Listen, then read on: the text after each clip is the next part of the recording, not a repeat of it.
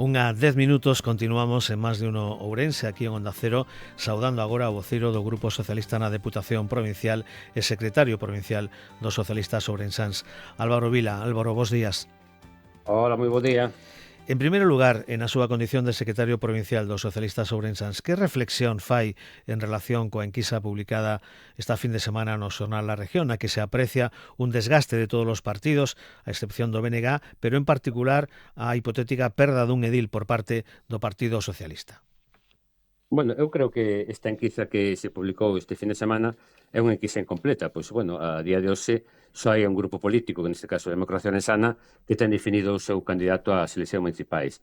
En todo caso, eu creo que a maior reflexión, o que debemos resaltar, é que o bipartito que leva gobernando esta cidade de fai 7 anos, Democracia Ourensana e Partido Popular, o proxecto pois, está totalmente esgotado.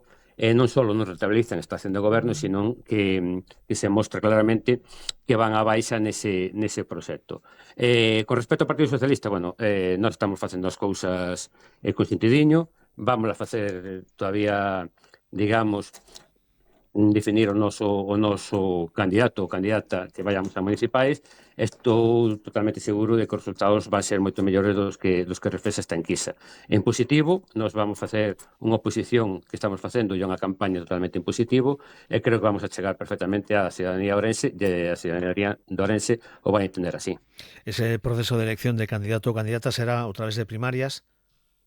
Sí, o noso grupo político, bueno, está definido as primarias, realmente no momento que se convoquen desde Madrid, pois se activará o proceso, bueno, abrirá o proceso para que os candidatos ou candidatas se presenten, elegiremos, como facemos sempre, pois o candidato ou candidata a primaria, sí.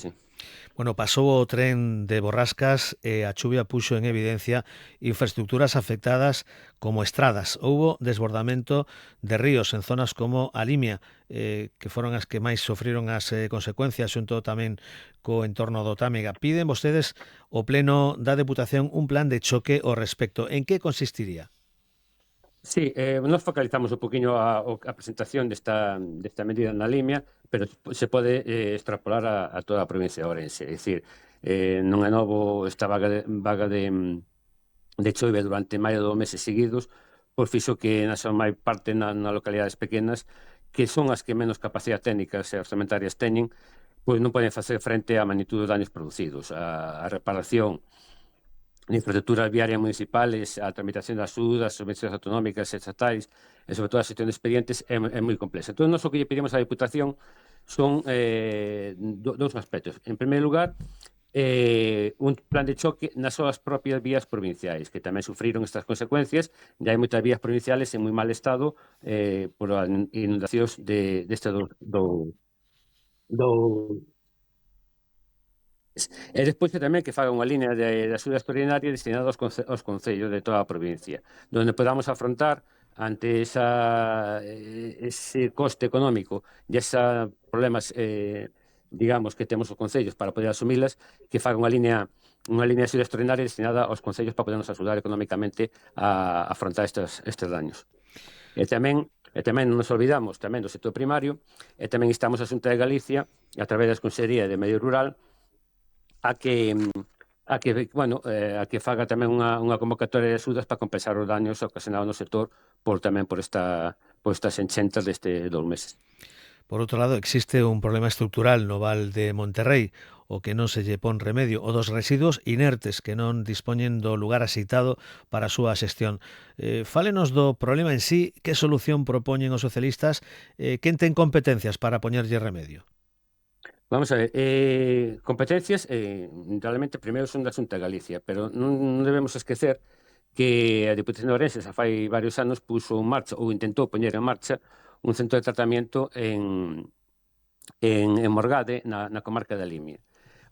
Se invertiron ali máis de 800.000 euros, as instalacións nunca se chegaron a poñer en marcha, está ali unha infraestructura inacabada totalmente, e en desuso, que incluso agora sería difícil de revertir esa situación e poñela en marcha.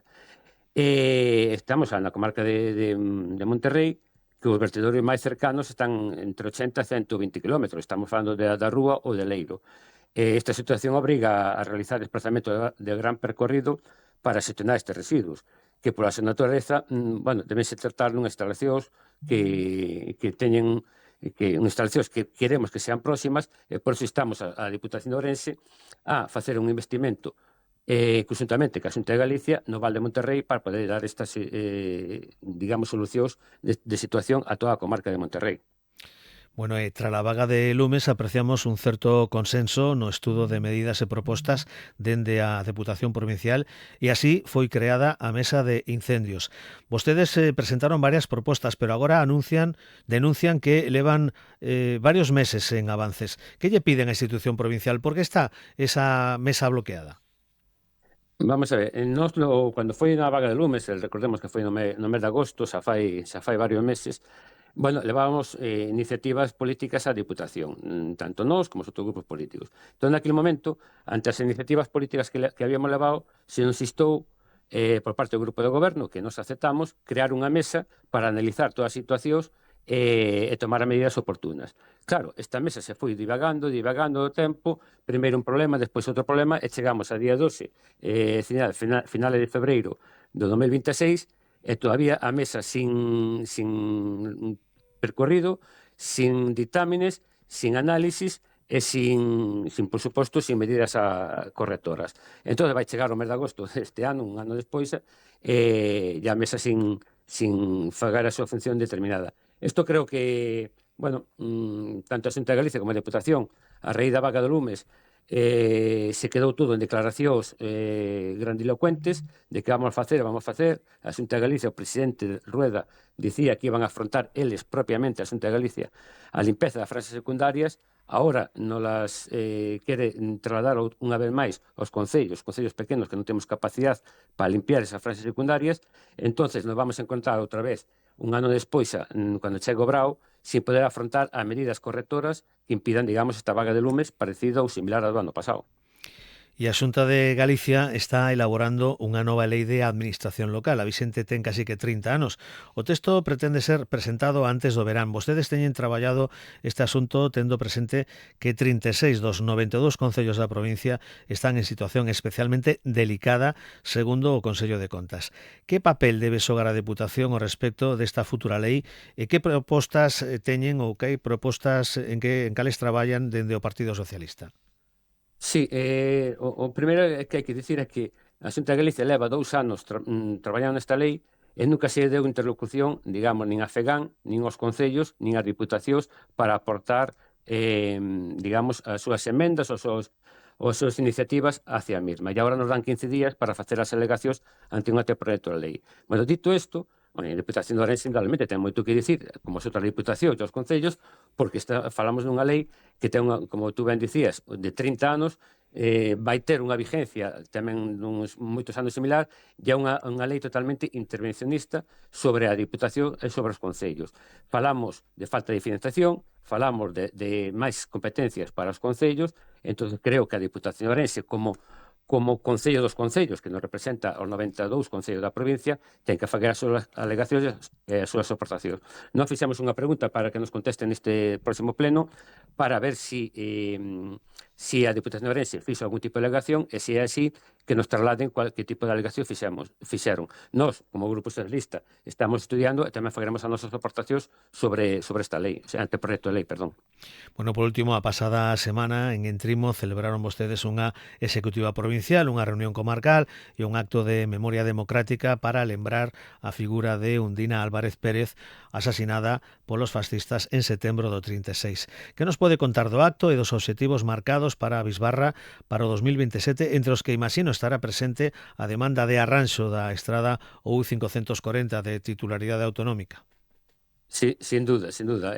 Cada vez que vas en Trimo, pois te recordas que chegas a Celanova e despois che falta o tramo, digamos, da verdade. É dicir, é un desleixo que non se chegue a autovía ou vía rápida desde Celanova hasta a fronteira portuguesa e toda a baixa línea, pois que, digamos, nesas condicións de infraestructuras que ten actualmente. Seguimos demandando, lógicamente, a ampliación da G31 para que se prolongue, digamos, hasta a fronteira portuguesa, e a través deste acto donde reconocíamos a labor e a figura de Undina, pois o que queríamos é sobre a súa figura, pero reflexar a todos os represaliados que foron despois da Guerra Civil.